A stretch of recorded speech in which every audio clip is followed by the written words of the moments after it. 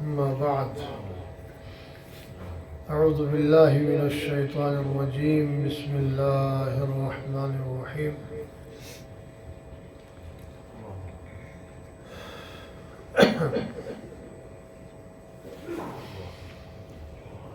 حكمة بالغة فما تغني النذر فتول عنهم يوم يدعو الداعي إلى شيء نكر خش عن أبصارهم يخرجون من الأجداث كأنهم جراد منتشر مهطعين إلى الداع يقول الكافرون هذا يوم عسر صدق الله العظيم حکمت بالغۃ فما تغنی النذر۔ کامل حکمت کے ساتھ اللہ کی طرف سے پیغام پہنچانے والے نے جو پیغام پہنچایا اس نے ان مشرکین کو کوئی نفع نہیں دیا۔ فتول عنہم، لہذا آپ بھی ان سے منہ موڑ لیجیے۔ یوم یدعو الداعی الی شیء نکر، یہاں تک کہ وہ دن آ جائے جس دن بلانے والا ان مشرکین کو ان کی ناپسندیدہ چیز کی طرف بلائے، یعنی قیامت کے دن عذاب کی طرف۔ خش عن ابصارہم، ان کی نظریں ذلت کے ساتھ جھکی ہوئی ہوں گی۔ یخرجون من الاجداث، وہ اپنی قبروں سے نکل پڑیں گے۔ انہم جواد منتشر، جیسے ٹڈیاں بکھری ہوئی ہوں ہر طرف۔ مہطعین الی الداع، وہ پکارنے والے کی طرف، محشر کے میدان کی طرف بھاگے چلے جائیں گے۔ یقول الکافرون ھذا یوم عسر، تو کافر کہیں گے جب وہ حالت اور کیفیت دیکھیں گے تو کہ آج کا دن تو بڑا کٹھن اور بڑا مشکل دن ہے۔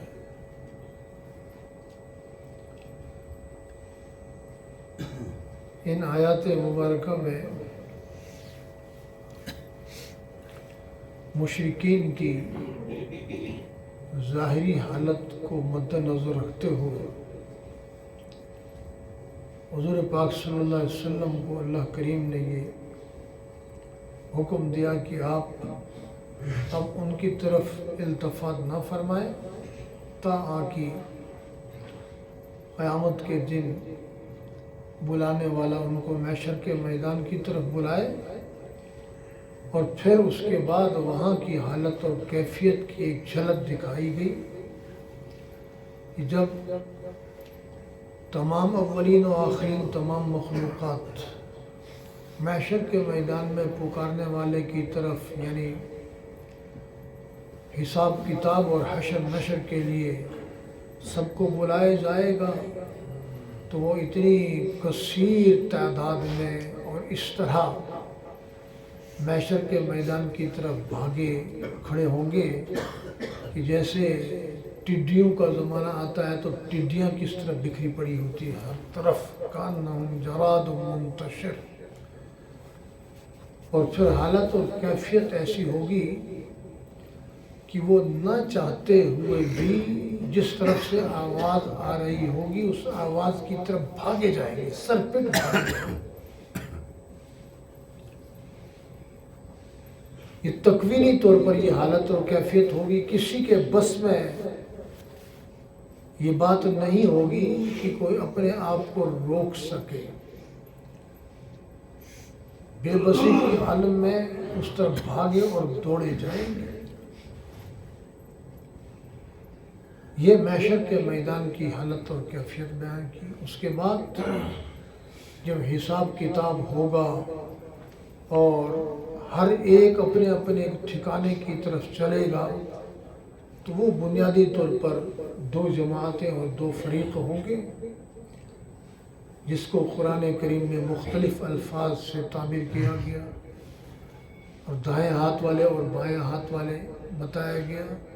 دائیں ہاتھ والے مسلمان، بائیں ہاتھ والے کافر، دائیں ہاتھ والے جنتی، بائیں ہاتھ والے جہنمی۔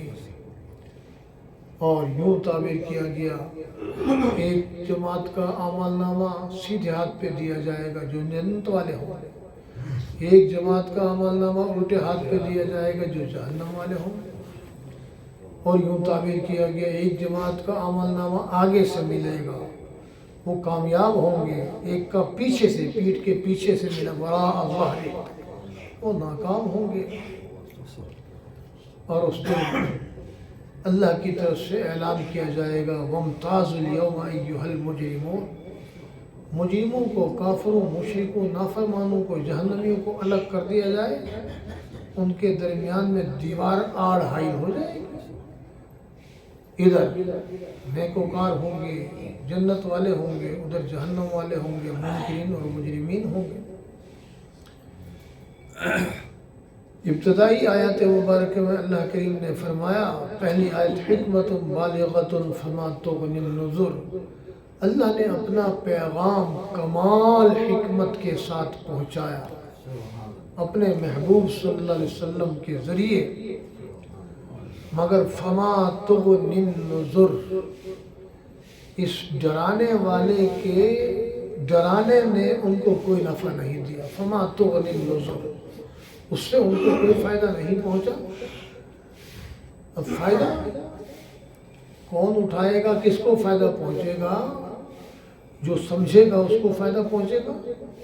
کسی کو کہہ دیا جائے کہ بھئی یہ علاقہ خطرناک ہے، اس طرف بم برستے ہیں، یہ علاقہ کافروں کی، دشمن کی فوج کے اٹیک میں ہے، یہاں سے نہیں گزرنا۔ اس کے قریب سے آدمی گزرتے ہوئے ڈر محسوس کرے گا، اس کے علاقے کے قریب نہیں جائے گا۔ اب جو پاگل ہوگا، جس کا دماغ کام نہیں کرے گا، تو وہ تو کہے گا میں تو اسی راستے سے جاؤں، تو لامحالہ وہ پھر شکار ہو جائے گا۔ اس لیے جو ناسمجھ بیوقوف ہے، پاگل ہے، جاہل ہے، تو اس کو سمجھانے والے کا سمجھانا کچھ کام نہیں آتا۔ فما تغنی النذر، یہ ہے۔ اس لیے اللہ نے فرمایا فتول عنہم، اب جب آپ نے سمجھانے کی انتہا کر دی اور یہ پاگل نہیں سمجھتے، اب آپ ان کو چھوڑ دیجئے، ان سے روگردانی کیجئے۔ یوم یدعو الداعی الی شیء نکر، تا کی یعنی اس وقت تک کے لیے کہ جب یہ مرنے کے بعد دوبارہ زندہ ہوں گے اور پکارنے والا ان کو محشر کے میدان میں حساب کتاب کی طرف پکارے گا، اور وہاں کی حالت اور کیفیت اور اپنی پوزیشن کو وہ دیکھیں گے، تو وہ ان کے لیے الی شیء نکر، جس چیز کی طرف پکارا جا رہا ہے وہ ان کے لیے انتہائی خطرناک اور انتہائی بری ہوگی، ناقابل متحمل ہوگی، ان سے ناقابل برداشت حالت اور کیفیت ہوگی محشر کے میدان کی، جس کی طرف بلایا جا رہا ہے ان کو۔ اور لازم بات ہے، ایسی حالت اور کیفیت کی طرف آدمی خوشی سے تو نہیں جاتا، مگر نہ چاہتے ہوئے بھی انہیں مجبوراً اس طرف جانا پڑے گا، اور جائیں گے بھی آرام سے نہیں، سر پٹ دوڑتے ہوئے جائیں گے۔ خش عن ابصارهم یخرجون من الاجداث، جب وہ اپنے ٹھکانوں سے، اپنی قبروں سے نکل کر چل پڑیں گے، تو ان کی نگاہیں ذلت کے ساتھ، عاجزی کے ساتھ جھکی ہوئی ہوں گی، اور ان کی حالت اور کیفیت یہ ہوگی، وہ کہیں گے یہ تو ہماری تباہی و بربادی کا دن آ چکا۔ یہ تو وہی دن ہے جس دن کی آمد کی پیغمبر اطلاع اور خبر دیتے تھے، مگر ہماری بدبختی، ہم نے پیغمبروں کو جھٹلایا، ان کی باتوں پر ہم نے یقین ہی نہیں کیا۔ اب وہ اپنے آپ کو کوسے یا کسی اور کو کوسے، تو اس وقت کا کوسنا ان کو کوئی نفع نہیں دے گا۔ اس وقت سب سمجھ جائیں گے، حقیقت سب کے سامنے واضح و شگاف ہوگی، اس وقت کا جاننا، اس وقت کا سمجھنا کسی کو نفع نہیں دے گا۔ اس لیے جاننے، سمجھنے اور عمل کرنے کے لیے اللہ نے یہ دنیا کی زندگی عطا فرمائی ہے۔ یخرجون من الاجداث کانہم جراد منتشر، اپنی قبروں سے نکل کر محشر کے میدان کی طرف اس طرح چل پڑیں گے جیسے ٹڈیاں بکھر جاتی ہیں اور دوڑتی ہیں اور بھاگتی ہیں، مہطعین الی الداع، کہ وہ بھاگتے ہوئے چلے جائیں گے پکارنے والے کی طرف۔ روایت میں آتا ہے یہاں پکارنے والا جو ہوگا وہ اسرافیل علیہ السلام ہوگا، اور وہ ایک روایت میں آتا ہے بیت المقدس کا جو مینار ہے جس کو صخرہ کہتے ہیں، ایک تو مسجد کا مینار ہے، دوسرا اس کے سامنے جو پیلا مینار ہے جس کو صخرہ کہتے ہیں، اس کے اوپر چڑھ کر اسرافیل علیہ السلام پکارے گا تو ان کی طرف، اس پکار کی طرف سارے دوڑے آئیں گے۔ اور ایک روایت کے مطابق جہاں حشر قائم ہوگا، محشر کا میدان، وہ عرفات کا میدان ہوگا۔ اگر عرفات کا میدان ہوگا تو ممکن ہے جبل رحمت جو پہاڑی ہے، ساتھیوں نے جو گئے وہاں انہوں نے دیکھا، اس کے اوپر سے پکارا جائے گا تو اس کی طرف بھاگ کر وہاں پہنچ جائیں گے۔ یقول الکافرون ھذا یوم عسر، تو پھر جب وہ حالت اور کیفیت دیکھیں گے تو کفار اور نافرمان اور فجار اور مشرکین کہیں گے آج کا دن تو بڑا خطرناک اور کٹھن دن ہے۔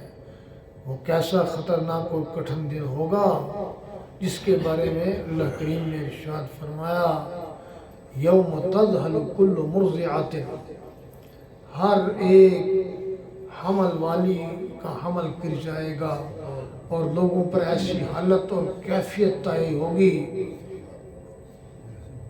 کہ نشے کی کیفیت، وما هم بسکارى ولکن عذاب اللہ شدید، حقیقت یہ ہے کہ نشہ وشہ تو کچھ نہیں ہوگا مگر تیرے رب کا عذاب اتنا سخت ہے کہ جس کی کو دیکھ کر کوئی تاب نہیں لا سکے گا، کوئی برداشت نہیں کر سکے گا۔ تو پیارے بھائیوں دوستو، اس خطرناک اور اس دہشت ناک اور وحشت ناک دن میں ایمان اور عمل کے سوا کوئی چیز کام نہیں آئے گی۔